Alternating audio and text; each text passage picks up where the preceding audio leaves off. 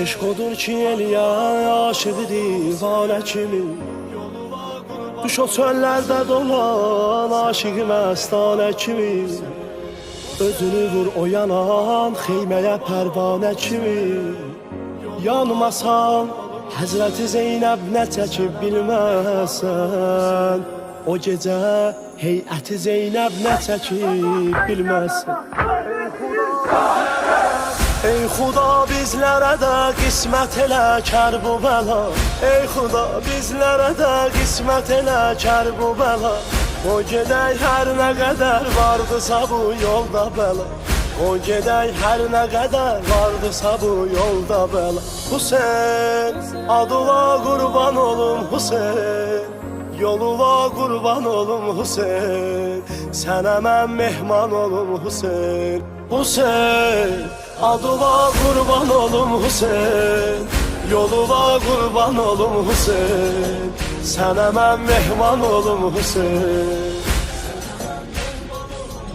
Ora bir yerdir ki dünyanı yoraq atmayasan, orada lay lay deyəsən, əsğərə heç yatmayasan, gözümün yaşına dünya verələr satmayasan.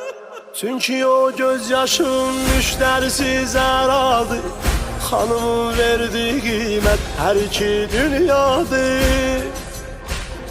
Hüseyin, adına qurban olum Hüseyin, yoluna qurban olum Hüseyin, sənə mən mehman olum Hüseyin.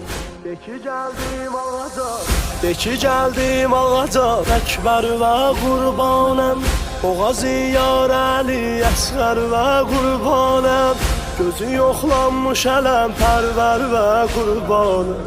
De ağa xeymələr odlandığı yerlər haradır, bana qızlar alışıb yandığı yerlər haradır. Hüseyin, adına qurban olum Hüseyin, yoluna qurban olum Hüseyin, sənə mən mehman olum Hüseyin. Hüseyin, adına qurban olum Hüseyin, yoluna qurban olum Hüseyin, sənə mən mehman olum Hüseyin. Bu o məktəbdir, müəllimləri peyğəmbərdir, bu o məktəbdir, sütunu təməli Heydərdir. Bu o məktəbdir, onun süd verəni Kosərdir. Bu o məktəbdir, şəhid verdi neçə qardaşını. Bu o məktəbdir, ölüb zillətə əymib başını.